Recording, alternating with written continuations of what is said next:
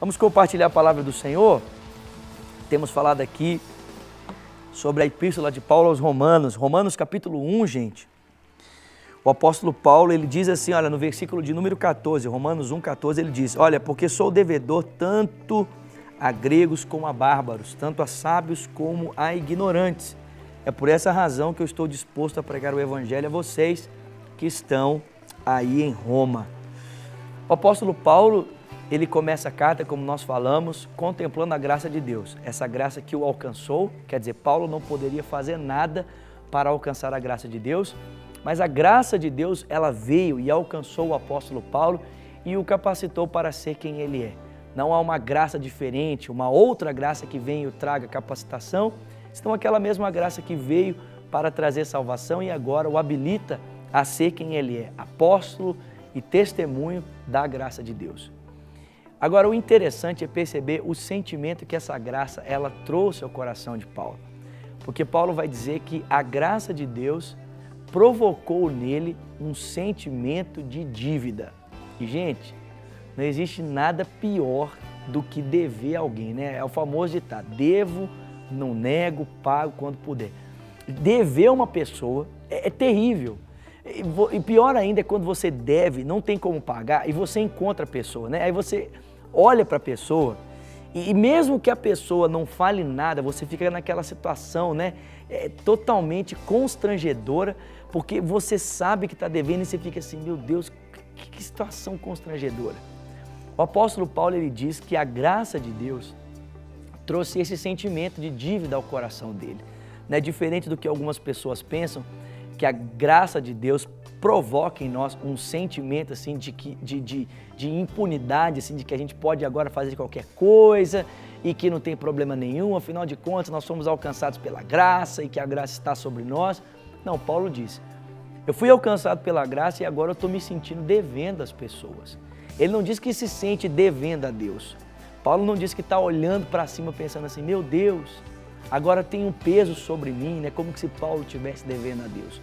Não, Paulo diz que ele se sente agora devendo às pessoas. E por que Paulo se sente devendo às pessoas? É porque ele sabe que outrora ele estava também nesse estado caído. Ele sabe que outrora ele também estava morto, preso pelo pecado, escravo das paixões da sua carne, preso pelo sistema desse mundo. E uma vez que ele foi completamente transformado pela graça de Deus, Paulo agora ele olha para as pessoas que estão no mesmo estado em que ele estava e ele diz, estou devendo essas pessoas. Agora, o que é que Paulo sente devendo? Ele sente devendo, ou como é que ele pode pagar essa dívida? Ele só pode pagar essa dívida de uma forma, ele só pode pagar essa dívida através da pregação do Evangelho. E o que é o Evangelho, gente? Uma vez que a gente é alcançado pela maravilhosa graça de Deus, uma vez que a gente é alcançado, recebe perdão dos nossos pecados e uma graça que nos capacita a viver aquilo que a gente jamais poderia viver.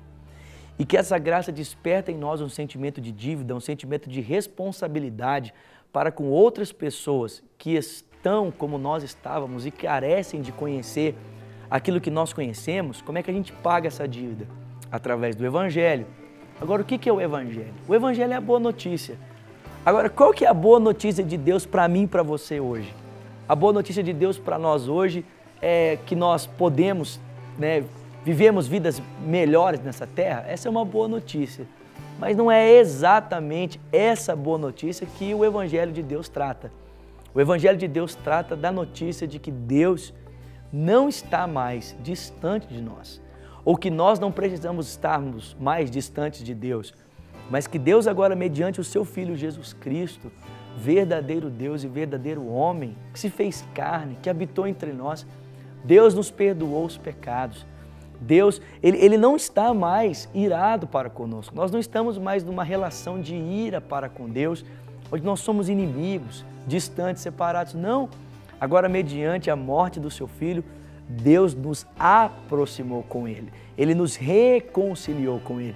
E é claro que isso tem desdobramentos para a nossa vida familiar. É claro que isso tem desdobramentos para a nossa vida financeira. Isso tem desdobramentos para a nossa vida emocional, espiritual. Tem desdobramentos para a economia, tem desdobramentos para a sociedade civil, para a política, tem desdobramento para tudo.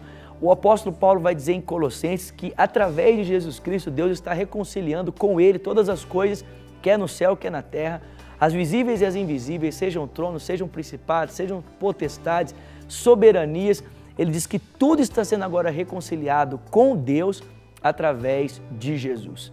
Então a morte de Cristo, ela tem implicações grandiosas demais, mas a maior dessas é que agora nós podemos nos aproximar de Deus. E é dessa forma que nós pagamos a dívida com as pessoas, nos aproximando delas e dizendo, olha, você não precisa estar mais numa relação de ira para com Deus.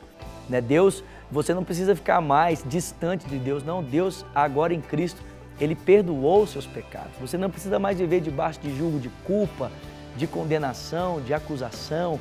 Você não precisa tentar mais saciar o vazio da sua alma com coisas que são vazias. Não, o vazio do seu coração pode ser agora preenchido com a presença do Espírito Santo, com a presença do próprio Deus, com a presença do Filho de Deus, o Senhor Jesus Cristo.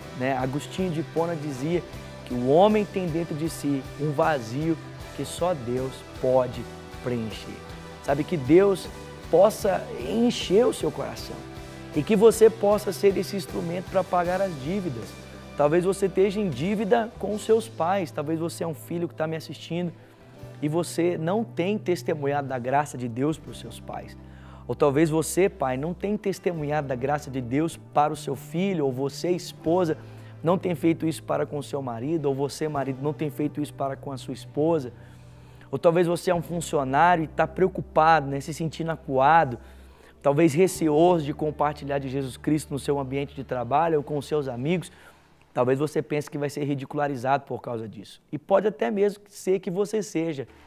Mas a palavra diz que quando a palavra de Deus ela é semeada no coração, ela não volta vazia, sem antes cumprir o propósito para o qual foi designada.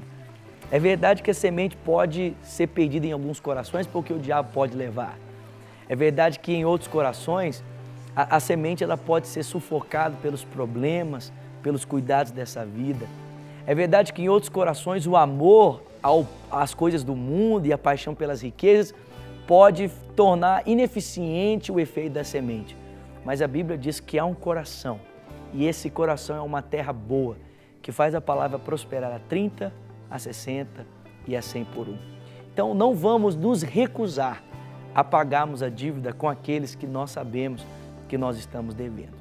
Há um mundo aí fora que carece da graça e da misericórdia de Deus e eu e você somos os instrumentos que Deus escolheu para levarmos esse evangelho maravilhoso que transforma a vida, que transforma corações. Paulo diz, eu fui alcançado pela graça. Não havia nada que eu pudesse fazer, não havia nada que eu pudesse planejar para que alcançasse com as minhas forças a graça de Deus. Não, a graça me alcançou e a graça que me capacita, a graça que me alcança, é também a graça que me capacita. E essa graça que me capacita provoca em mim um sentimento de dívida e só é possível pagar a dívida com essas pessoas, não para com Deus, mas pagar a dívida para com as pessoas através do evangelho maravilhoso do Senhor Jesus Cristo.